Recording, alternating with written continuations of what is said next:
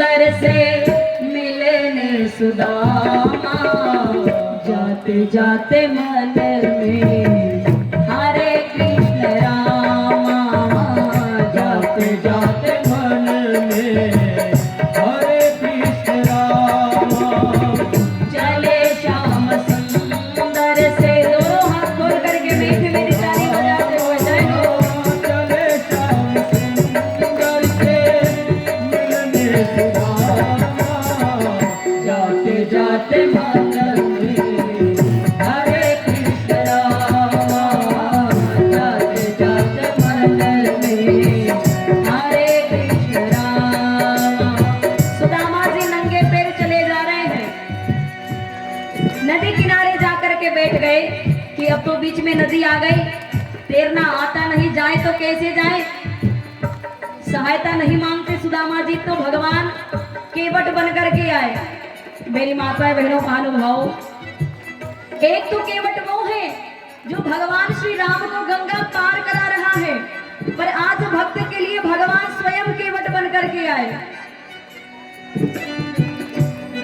भगवान सुदामा जी से कहने लगे, अरे आपको गंगा पार जाना है क्या?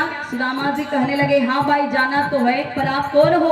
अरे मैं केवट हूँ, नाविक हूँ, जो भी यात्री यहाँ पर आते हैं उनको नदी पार कराता हूँ, आपको भी जाना है? सुदामा जी कहने लगे, भाई जाना तो है, ठीक है चलो बैठ जाओ नौका में। अब भगवान नाव को चला रहे हैं, सुदामा जी से बातें करते जा रहे हैं, और बीच मझधार में जाकर के सुदामा जी से पूछने लगे क्या कि अरे भाई एक बात तो बताओ, बिना कुछ अता पता बताए बैठ गए मेरी नौका में, पर कहाँ जा रहे हो, किससे मिलने जा रहे हो, ये तो बताओ।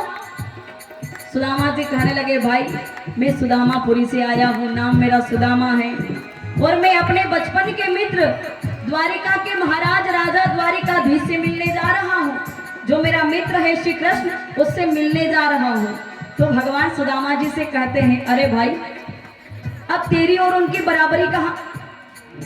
भाई तेरे जैसा मित्र और उनका, वो तो द्वारिका नगर के बड़े महाराज हैं, राजा हैं, द्वारिकाधीश हैं, और तुम्हारी दशा तो देखो, ऐसे कपड़े फटे हुए हैं, मेले हैं, पांव में छाले पड़ गए, रक्त बह रहा है। भला आपके मित्र आपसे मिलेंगे? मुझे नहीं लगता कि आपके मित्र आपसे मिलेंगे।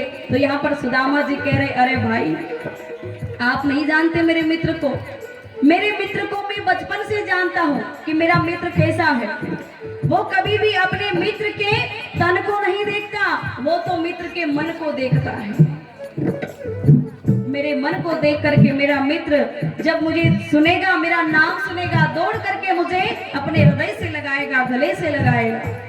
अब भगवान फिर सुदामा जी से कहते हैं, भाई ठीक है चले जाना मिलने, पर एक काम करो, अब नौका में बैठ तो गए, अब मेरे भी घर में छोटे छोटे बाल बच्चे हैं, घरवाली हैं, अब उनके खाने पानी की व्यवस्था तो करना पड़ेगी। तो भाई तुम्हारे पास कुछ रुपए उपे है कि नहीं? तो सुदामा जी कहने लगे, भाई मेरे पास रुपए उपे तो नहीं है। अब नाविक यहाँ भगवान कहने लगे, भाई मुझे पैसे तो चाहिए, बिन मजदूरी के मैं किसी को ऐसे ही पार नहीं लगाता। सुदामा जी कहने लगे, भाई अरे तू पहले बोलता ना, बीच मझधार में आकर के क्या मुझे पानी में बहाएगा क्या? पहले बोलता तो मैं तेरी नौका में बैठता ही नहीं।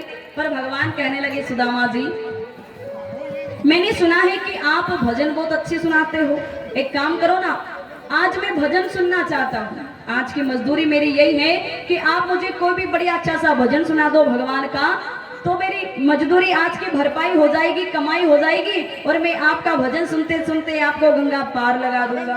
और सुदामा जी बड़े प्रेम से आज भगवान को भजन सुनाते हैं, और केवट बने भगवान आज गंगा को पार कराते हैं। सुदामा जी अब यहाँ पर नंगे पैर भगवान तो नदी किनारे सुदामा जी को छोड़ करके चले जाते हैं। सुदामा जी आज फिर भी सहायता नहीं मांगते, पर चलते चलते सुदामा जी द्वारिका नगरी में प्रवेश कर जाते हैं। पूछते पूछते आज सुदामा जी भगवान के राजमहल के वहां द्वार पर जाकर के जब अंदर जाने लगे, दो द्वारपाल थे, उन्होंने सुदामा जी को रोक लिया। सुदामा जी से कहने लगे,